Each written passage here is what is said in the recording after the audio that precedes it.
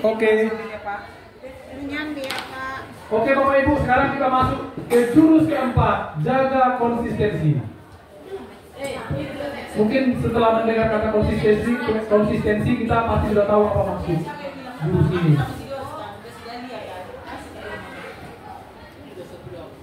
Halo? Halo? Hai. Ya, apa jurus keempat kita Bapak Ibu? Jaga konsistensi. Nah ini dia. Jaga konsistensi, di mana guru mampu mengembangkan pembiasaan karakter positif kepada murid yang dikembangkan berdasarkan nilai-nilai agama dan budaya bangsa. Jadi ini ada pembiasaan arti konsistensi di sini ya Bapak Ibu. Jadi bisa dilakukan melalui poster habit log, poster studi kebiasaan hebat, atau ebook rahasia tidur. Ini ada, bisa Ibu cari nanti. Aktivitas arkanya ini. Lanjut. Selamat datang di Lembah Bambu. Sebagai pendekar, kali ini kamu akan belajar jurus jaga konsisten. Siapkan diri dan konsentrasi. Siluman habit lock akan menghalangi. Lawan dan kalahkan siluman itu sebagai tanda kamu sudah bisa menguasainya. Mohon sambil di WA kalau tidak belum masuk ya Bapak Ibu. Jadi sebelum kegiatan ini, coba dulu Bapak Ibu semua berdiri dulu semua, saling berhadapan. Ayo Bapak Ibu. Saya yakin ibu-ibu cantik yang berada di tempat ini haus ilmu ini, luar biasa ini. Ada apa ya Bapak Ibu? Cari temannya. Ayo cari teman. Ayo.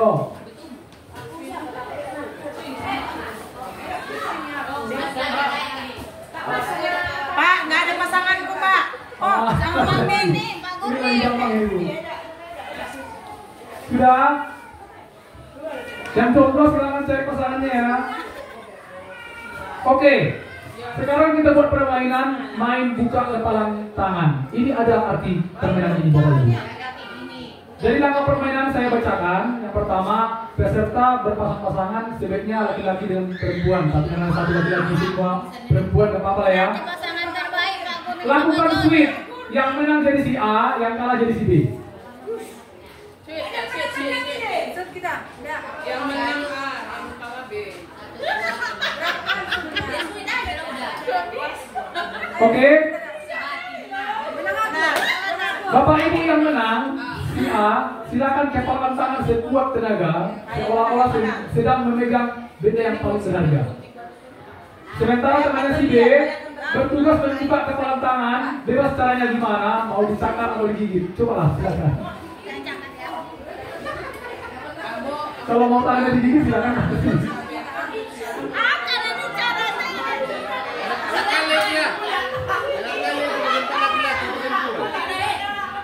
Bisa Bu. Oke, sekarang cara kedua. Ini harus sama suami istri. Iya. Karena suaminya letakkan HP-nya di sini. Nah, Iya. jadi istrinya ngambil HP-nya, terus otomatis dibukanya tanganin. Panggil Pak Arif. Dibuka HP-nya pasti. Lanjut satu ya. Pada ronde kedua gantian dulu. Yang B mengepalkan tangan. Yang B sekarang Bu. Yang B kepalkan keras-kerasnya. Dapat ya. Yang si A coba buka tangan si B, tapi jangan disentuh, nggak boleh disentuh.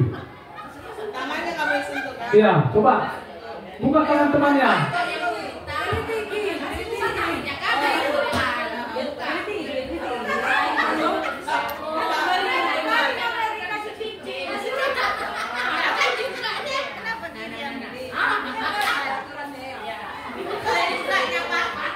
Bisa. Oke, ada yang bisa Bu membuka tangannya, tangan tanpa dibuka, tanpa disentuh. Iya. Oke, coba direfleksikan. Kenapa ibu ini mau membuka tangannya tanpa disentuh? Ayo Ibu Berta. Orang dikasih cincin berlian mau laku. Iya. Karena dikasih cincin berlian ya Bapak Ibu ya. Berarti ada sesuatu yang berharga ya. Iya. Berarti orang yang diajak, yang diminta untuk membuka tangan, tahu bahwasanya sesuatu itu ada harganya. Ya, ada nilainya. Nah itu dia. Sehingga silakan duduk lagi Bapak Ibu. Silakan duduk. Jadi inilah yang terjadi kepada kita sebagai guru dalam kehidupan sehari-hari. Baik di rumah, apalagi di sekolah, ketika kita mengajar di dalam kelas. Jadi ketika kita belajar di dalam kelas, bagaimana kita membuat di dalam otak murid bahwasanya pelajaran yang kita ajarkan ini berharga. Pasti dia belajar. Nah itu dia. Next, ini adalah tentang kesadaran dan PS paksaan. Jadi kebutuhan dasar manusia, halo, kebutuhan dasar manusia itu satu, ingin dihargai. Ini otonomi kemerdekaannya. Dan dari kita pasti ingin dihargai. Mengapa kita tidak suka dipaksa atau diperintah? Ada bapak ibu yang bisa mengasih tanggapan kenapa tidak suka diperintah? Atau Pak Kuning dulu, Pak Kuning. Ada yang tidak suka diperintah. Bagaimana ketika perasaan ibu sedikit-sedikit diperintah? Malas. Bapak aja malas. Pasti merasa tidak senang. Kalau diperintah pasti merasa tidak senang. Coba ibu. Kalau saya diperintah selesai saja, asal jangan tiap hari lah Pak, bosan.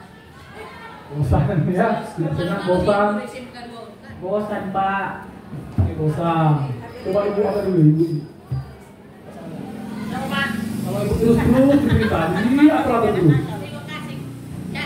Makasih. Kalau saya nggak masalah Pak, asal untuk kebaikan. Nggak masalah Bu ya, jadi tergantung kita masing-masing. Asal untuk kebaikan, bagaimana kita merespon. Tapi kebanyakan orang, dia tidak suka diperintah. Kenapa? Dia ingin dihargai. Oke, kesadaran vs paksaan, ini ada radar anti persuasi. Pernah lihat gambar ini di surga Bapak Ibu ya? Saya juga pernah lihat di parfum ini, penjual parfum. Jangan lihat kiri katanya. Memang saya lihat tapi tetap nggak saya beli parfumnya. Ini dia. Contoh reaktansi. Bapak Ibu, kita lihatkan aja nih ya, skipkan aja. Buka videonya lagi. Ini anak-anak yang dia mau sholat, mau berdoa. Sebenarnya dari hatinya dia mau berdoa, cuma datang mamanya. Nah, sholat dulu katanya. Karena disuruh mamanya jadi nggak mau dia. Dia lah yang tahu apa dalam pikirannya kenapa alasan seperti itu. Mungkin kita pernah mengalami hal seperti itu Bapak Ibu. Bapak Ibu, ini adalah pelajaran yang paling berharga dari sesi jurus keempat. Coba diperhatikan. Bapak Ibu bisa foto ini. Ini bisa digunakan untuk media pembelajaran ketika belajar di dalam kelas. Ada 10 tombol ajaib daya perintah dalam diri. Yang pertama, kesenangan, kebanggaan, keingintahuan, minat, tujuan, kebutuhan, manfaat, tantangan, keyakinan, dan makna. Bagaimana Bapak Ibu mengajarkan bidang studi masing-masing sehingga salah satu atau 2 atau 3 dari tombol ini bisa diaktifkan dalam pembelajaran di dalam kelas. Jika Bapak Ibu merasa ini berharga, silakan difoto. Tapi juga sudah saya kirim di grup ya, melalui Pak Firman. Ini dia, pembiasaan berbasis kesadaran. Disiplin biasa sama disiplin positif. Ini dulu sudah pernah dipelajari di guru penggerak ini Bapak Ibu. Masuk ke materi yang sini. Disiplin biasa itu karena faktor eksternal, orang luar, seperti pasangan.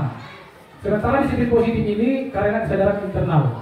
Jadi bagaimana guru itu dalam teknik komunikasi di dalam kelas yang menimbulkan kesadaran internal bagi murid. Contoh, ada sampah. Enak ambil sampah itu. Memang diambil murid. Tapi bagaimana kita membangun kesadaran internal, itu tugas kita masing-masing. Kemudian dalam disiplin biasa membentuk kepatuhan.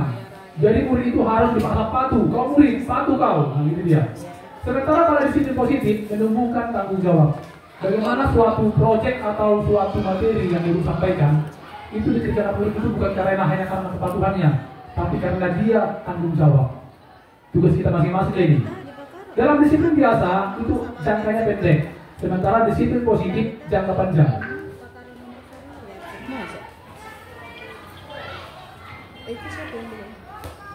Zaman now, jangan mimpi punya anak yang penurut. Nah ini perlu diingat Bapak Ibu, apalagi kalau yang suka marah ini. Karena banyak siswa kita mungkin suka melawan ya. Kita justru akan frustasi. Mimpilah punya anak yang mandiri dan bisa kerjasama. Nah ini dia Bapak Ibu. Kemudian bagaimana kebiasaan itu bisa terbentuk? Nah ini dia, ada petunjuk atau clue. Kalau cuek itu artinya isyarat sebenarnya. Petunjuk clue, ada gairah, ada reward. ada respons. Jadi urutannya petunjuk, gairah, respons, baru reward. Dalam quote isyarat ini buat kebiasaan itu jelas. Make the habit of views. Buatlah kebiasaan itu menjadi nyata. Jadi Bapak Ibu dalam menciptakan kebiasaan kepada bulan ini, lakukanlah hal-hal kecil setiap hari. Bos yang besar-besar, yang sederhana-sederhana aja, tapi terus-terus dia dilakukan. Jangan sampai kebiasaan itu yang membuat terbebani. Nah, itu dia. Kemudian care atau keinginan. Buatlah kebiasaan itu menarik. Bagaimana murid kita biar agar mau melakukan? Maka kita buat sesuatu yang menarik. Nah, itu dia. Kemudian ada kemudahan. Buatlah kebiasaan itu mudah, seperti yang saya sampaikan tadi. Jangan yang sulit-sulit. Yang sepele saja, yang sederhana saja, tapi setiap hari. Sama ini tekniknya dengan mental health. Bagaimana orang Bapak Ibu melakukan self healing itu dilakukan hal-hal kecil, mungkin sekali setiap hari atau sekali seminggu, daripada langsung berlibur ke Bali, habis uangnya 50 juta, tapi hanya sekali per 5 tahun. Lakukan hal-hal kecil dan kebiasaan itu dengan senang hati dilakukan dan mudah dilakukan. Kemudian ada reward atau ganjaran. Buatlah kebiasaan itu memuaskan. Nah, memuaskan bagi murid. Oke, Bapak Ibu, silakan dilihat presentasinya.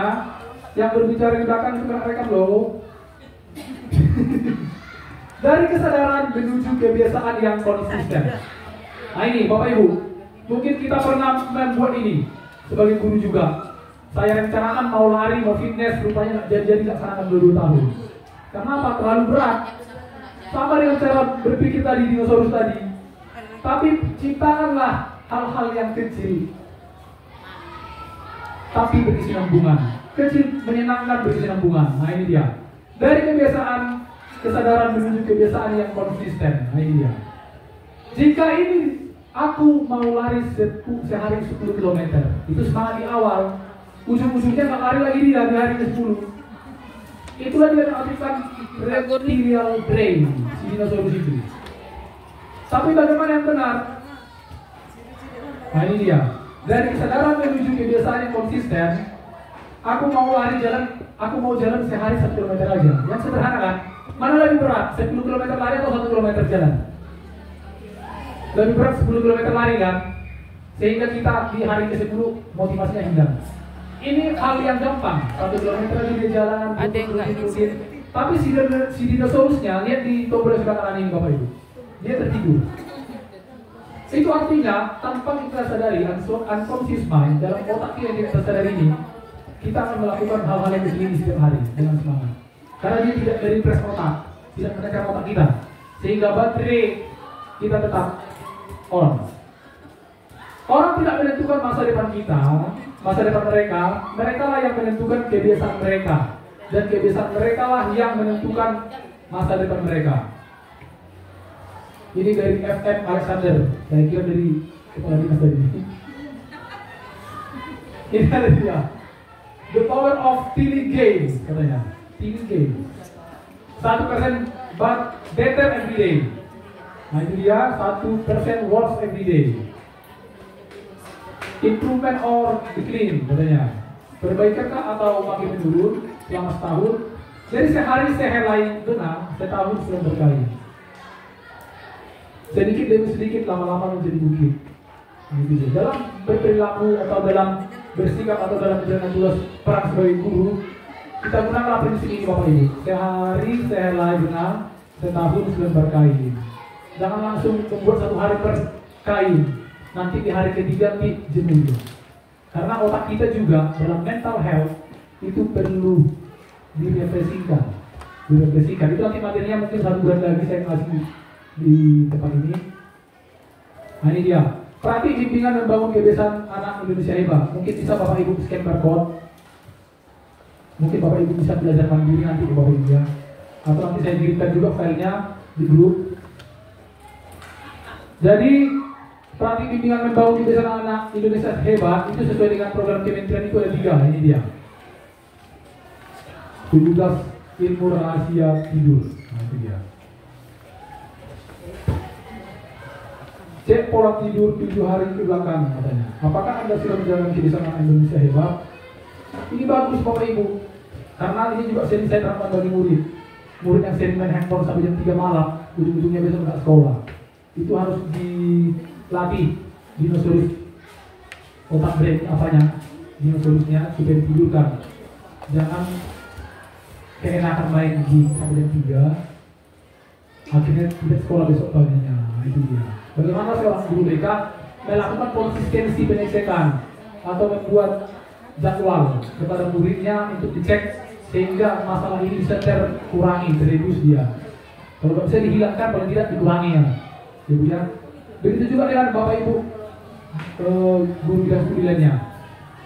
Ini adalah contoh riwayat kebiasaan tidur 7 hari ke belakang. Ini pergi tidur, bangun tidur. Saya juga sudah menerapkan ini Bapak Ibu akhir-akhir ini karena anak saya masih kecil-kecil. Saya dulu tidur jam 10, jam 11, sekarang sudah tidur jam 8 dan bangun jam setengah 5. Perasaan saya enak bangun pagi. Rencana kebiasaan tidur 7 hari ke depan. Nah ini dia. Mungkin Bapak Ibu jika mengalami atau melihat situasi murid yang tidak sekolah atau sering absen karena keseringan main handphone, tidur lama-lama, mungkin bisa mengasih ini. Rencana kebiasaan tidur 7 hari ke depan. Apa manfaat tidur cepat? Apa yang harus dilakukan agar tidur cepat?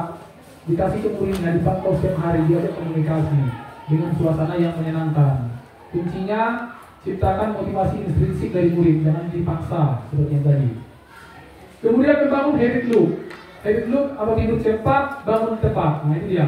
Kalau kita tidur cepat, maka bangunnya juga pasti cepat. Itu mustahil kalau tidur jam 2 malam bisa bangun nanti jam 5. Nah itu dia. Ini ada cuek, isyaratnya jelas. Crave, keinginan yang menarik. Respons, tindakan yang mudah. Pastikan di responnya tindakan yang mudah Bapak Ibu, jangan dipersulit-sulit. Artinya dalam memberikan aba-aba kepada murid, buat kayak gini nak, buat kayak gini. Gak usah ribet-ribet, yang gampang-gampang aja. Ini ada reward ganjaran yang memuaskan. Selamat pendekar, kamu sudah berhasil menguasai jurus. Jaga konsistensi. Oleh karena itu, kamu pantas untuk mendapatkan pusaka keempat ini. Sampai jumpa besok dalam perjalanan mempelajari jurus berikutnya. Jadi Bapak Ibu, semua jurus yang mulai dari 1 sampai ke 7, jurus ini sangat penting. Jaga konsistensi. Coba sama-sama. Jaga konsistensi. Jadi pembimbing murid itu udah memperingati dia. 1 kali ini, nanti 1 minggu lagi, berulang lagi. Karena apa itu bisa terjadi? Karena tidak dijaga konsistensi. Sama kayak BK. Kami memberikan bimbingan kepada murid, walaupun tidak menghilangkan, itu mereduce, mengurangi. Karena masalah itu pasti ada setiap hari. Begitu juga dengan Bapak Ibu guru dalam bidang studi masing-masing. Itu adalah PR kita bersama. Saya tidak mengajari itu karena bukan bidang saya. Itu dia. Jadi jaga konsistensi. Apa proyek yang Bapak Ibu lakukan di dalam kelas, jagalah konsistensinya. Nah itu dia.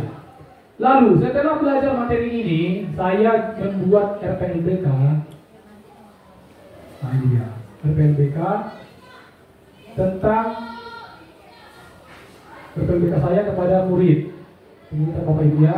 Mungkin bisa Bapak Ibu contoh atau Bapak Ibu tiru modifikasi sesuai bidang studi masing-masing.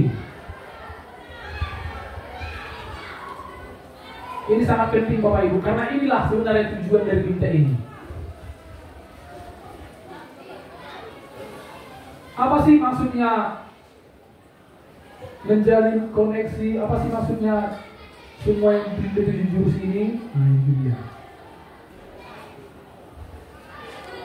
Ini adalah contoh, mungkin Bapak Ibu bisa lebih naik dari saya. Ini tidak sempurna, tapi hanya sebagai referensi yang saya buat. Jadi nanti hari ini saya berencana di observasi oleh kepala sekolah. Ingat untuk membuat RPP, sama yang kalau dalam berikan RPL. Dalam RPP itu gak apa-apa kayak manapun formatnya, yang penting ada kegiatannya. Dalam kegiatan ada dilakukan tes, ada dievaluasi dan ada tidak lanjut. Itu sebenarnya yang perlu. Begitu juga seperti lesson plan yang ada di Korea Selatan, sama seperti di Australia. Gak usah ribet-ribet seperti ini. SMK Negeri 2 Sibolga semester ini semua lengkap. Tanpa ada itu nggak apa-apa sebenarnya, asal ada skenario pembelajaran, tahap kegiatan, ada tes yang diujikan berdasarkan orang ibu, ada evaluasinya, ada tindak lanjutnya. Gitu dia. Jadi ini dia skenario 5 menit pertama pembelajaran dengan social emotional learning yang saya lakukan. Jadi ketika masuk ke dalam kelas, itu di menit pertama daripada saya pukul meja, murid ribut-ribut, diam dulu kalian. Itu kan tidak enak di depan murid. Jadi saya ganti sikap saya sapa murid dengan senyum atau dengan kotak mata, saya sampaikan, selamat pagi nak, senang kali Bapak lihat hari ini. Kemudian saya berikan check-in ringan sebelum mulai masuk, tunjukkan dengan jari kalian 1 sampai 5 seberapa semangat dengan hari ini. Itulah tadi ada melihat gambar emosi murid kan. Kalau yang satu dia mungkin dia lagi bete atau lagi dimarahin mamanya di rumah. Yang kedua sedang-sedang, yang kedua sedih, yang ketiga sedang-sedang, dapat saja, tidak gembira, tidak senang. Yang keempat, kalau muridnya tanya seperti ini mungkin dia sedang bahagia. Tapi kalau sama angka 5 mungkin dia sangat very excited, sangat senang. Jadi bagaimana kabar kalian? Contohnya ada murid dalam kelas membuat gambar seperti ini, berarti kebanyakannya sedang dalam bahagia hatinya. Hal-hal seperti ini harus dikuasai oleh seorang guru ketika masuk ke dalam kelas, supaya kita bisa memanajemen emosi. Nah itu dia Bapak Ibu. Bukan hanya teknik seperti itu. Bapak Ibu bisa cari teknik dari AI lebih pintar dari kita. Bukan dari saya, dari kita semua ya. Oke, di menit kedua saya menggunakan refleksi emosi singkat. Contoh yang saya lakukan, guru mengajak siswa menutup mata sebentar 20-30 detik dan menarik napas dalam. Lalu saya tanyakan kepada murid nanti, coba kalian pikirkan apa yang kalian rasakan saat ini, senang, cemas, lelah, atau bersemangat. Seperti yang saya lakukan di kelas tadi pertama Bapak Ibu. Pastikan untuk melakukannya, murid yang benar-benar melakukannya. Beberapa siswa boleh berbagi secara sukarela. Mungkin Bapak Ibu bisa bertanya, itu kemampuan Bapak Ibu di dalam kelas ya. Kenapa kau sedih nak? Itu juga termasuk empati. Seperti yang tadi gabungan. Menit ketiga, contoh aktivitas pemantik sosial. Ini social learning ini. Guru memberikan aktivitas ringan, misalnya cari teman di sebelahmu dan katakan satu hal baik tentang dirinya hari ini. Beri high five, contohnya 5, tas-tasan. Atau dibilang sama kawannya,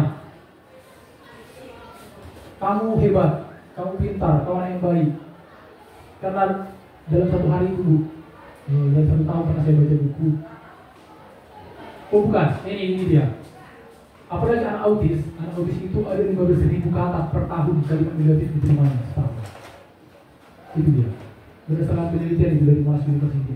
15.000, 10.000 sampai 15.000 kata untuk anak-anak yang reclusiveness, yang tidak sempurna secara fisik atau mentalnya, yang handicap, itu menerima pesan-pesan negatif itu 10.000 sampai 15.000 kata per tahun.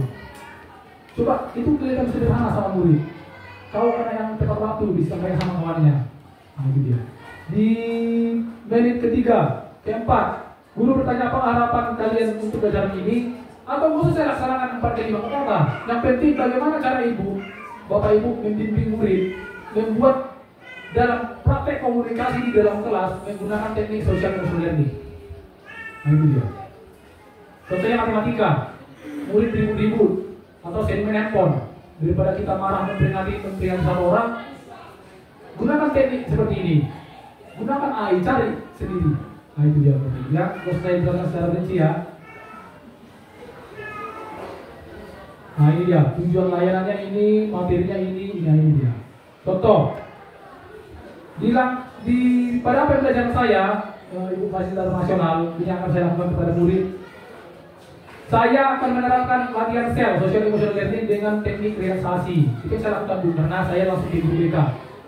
Guru memperkenalkan kegiatan utama permainan kelebihan temanku. Setiap siswa diberi kertas lembar, setiap siswa menuliskan apa saja kelebihan hal positif dari temannya. Nah itu dia. Nanti saya kasih kertas. Coba tuliskan kelebihan kawanmu. Dia mau mendengarkan saya. Jadi tanpa disadari, unconsciously, siswa itu perilaku baik itu sudah tercebalkan dia. Nah itu Bapak Ibu. Jadi untuk teknik seperti ini bisa Bapak Ibu terapkan. Mungkin di awal pembelajaran di setiap studi masing-masing, di pertengahan atau di akhir, gunakan 3-5 menit sambil berjeda sama murid. Jadi itu cara penerapan tekniknya. Ke-7 jurus beda tadi. Nah itu. Jadi 7 jurus beda tadi bukan hanya sekedar teori yang dipelajari dibuat seperti ini. Masing-masing kita Apalagi kalau seorang guru BK paling gampang diajarkan karena memang inilah tujuan kami, tugas kami. Ini ya. Bagaimana melakukannya supaya benar-benar mengubah perilaku murid? Inilah judulnya, jaga konsistensi. Dilakukan dia.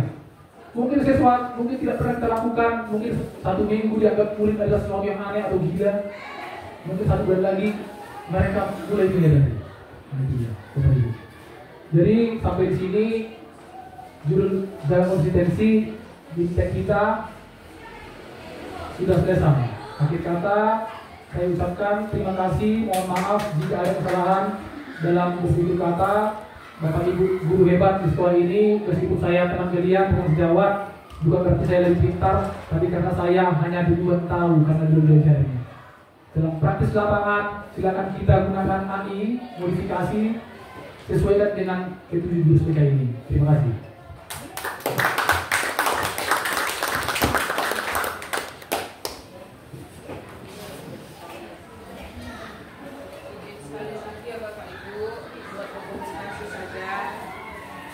Dengan materi yang sama, jelas itu.